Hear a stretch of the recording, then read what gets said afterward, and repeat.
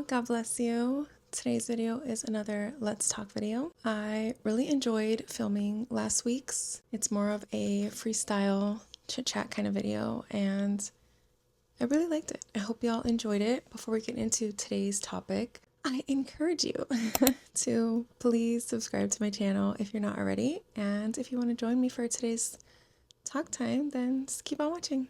So I'm talking about something that I preached on a few months ago, and I think it's super important to carry it with you really forever. I want to start by asking y'all, have you ever walked into a room and immediately felt tension before anyone even said anything to you? Whether we like to admit it or not, our words can help create that type of atmosphere. Today I want to talk about how our words shape our home, our marriages, our children, atmosphere in our workplace, really our environment, and even our own hearts. I want to start with how our words shape our home. We have to ask ourselves what kind of tone fills our home, right? Are our kids hearing foul language more than encouragement? Does my husband feel respected or criticized? When someone enters my home, do they feel peace? To God be the glory. I cannot tell you how many times people have come to our home and they immediately tell us, wow, it's so peaceful in here. You can really feel the peace of God. That blesses me beyond what words can even explain. When I speak to my kids, I used to have a habit of coming down on them so hard. And I know a lot of that stemmed from how I was raised. You know, my parents, they tried their best, but they still had their issues that they had to heal from too, you know? Some of those ways were transferred to me, and I would be really harsh on my kids at times. It's been years, thank the Lord. But I've learned that I can still correct my children in love when they need to be corrected. I can still right their wrong in love when that needs to happen. I don't have to use foul language or harsh tones. And we've built that relationship with our kids. And I thank God for that, because we've created a safe environment for them. They can literally come to talk to us about anything. And we'll always listen. We'll try to give them the best advice that we can. And even if they come to us with things that we don't like, we still remain calm and we keep the respect. And I love that because I didn't have that growing up. For example, how my daughter is at 15, I thank the Lord that she is completely different than how I was at 15. With my husband, I've learned to be gentle. I can nag at times. And honestly, it's only when it's on that time of the month for me that I'm more naggy toward him. But I've learned how to speak to him. If something bothers me, I try my hardest. Sometimes I'll get upset and overreact. And of course, I have to come and ask for forgiveness. You know, we're being transparent here.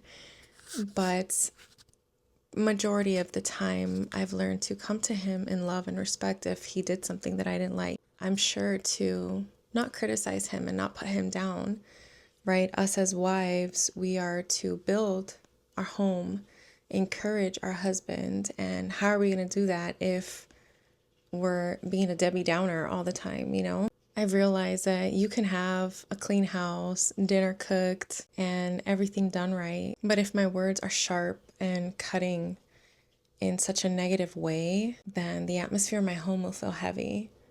And that right there gives the enemy just a tiny bit to enter in.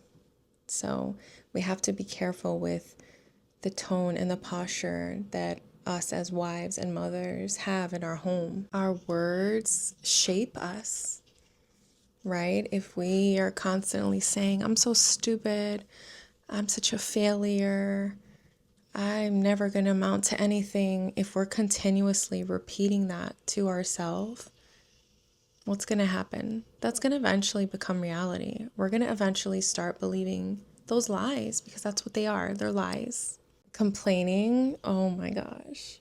Complaining robs you of your joy. Complaining robs you of your peace. My husband and I were just talking about this the other day, that being around someone who complains 99% of the time is so exhausting. It truly is. So why would you want to be that burden for somebody else? Complaining literally does nothing right for you. All it does is make things worse. All you end up doing is getting more mad. And all it does is exaggerate the problem even more. A lot of times, the heaviest atmosphere isn't even in our homes, right?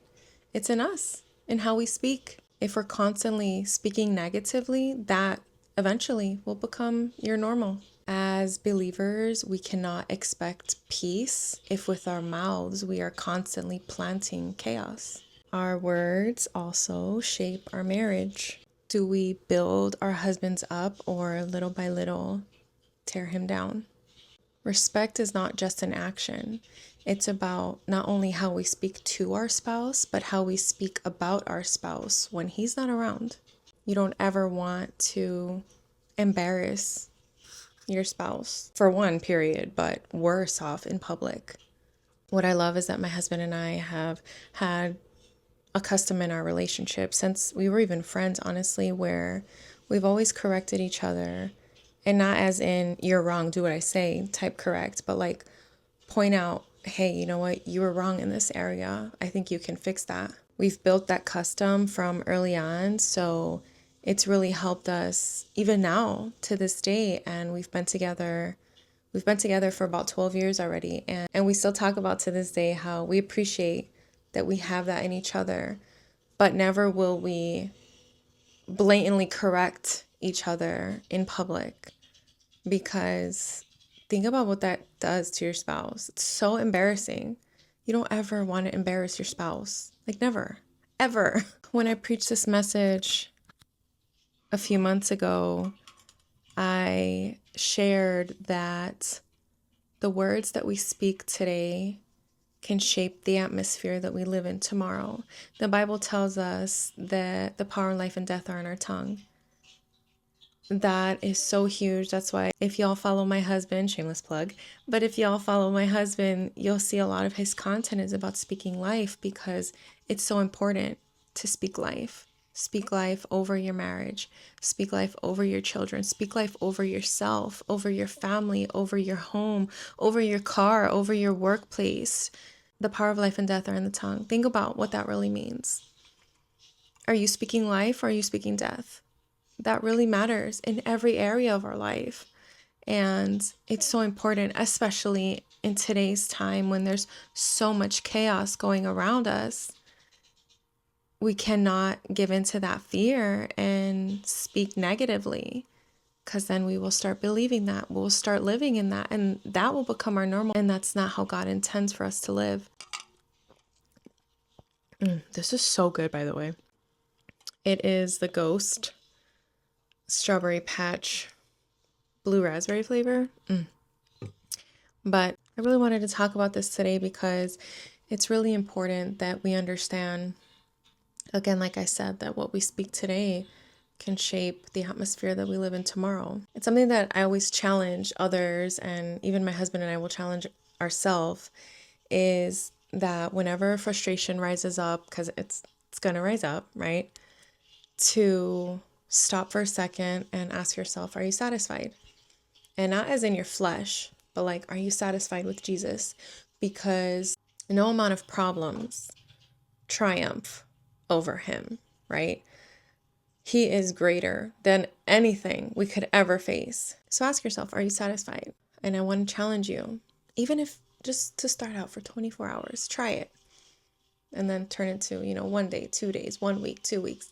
And then it'll become a regular habit to remove complaining, to remove unnecessary criticism, and just watch how the atmosphere around you shifts. You'll notice your mood shift. You'll notice your heart will soften. We have to understand that peace isn't created by our circumstances, right? It's just not. Because you can still be going through so much and still have the peace of God. And that's where we understand that peace is created by discipline. And a lot of times the answered prayers that we're waiting for, the revival in certain area that we're waiting for, start with what comes out of our mouth.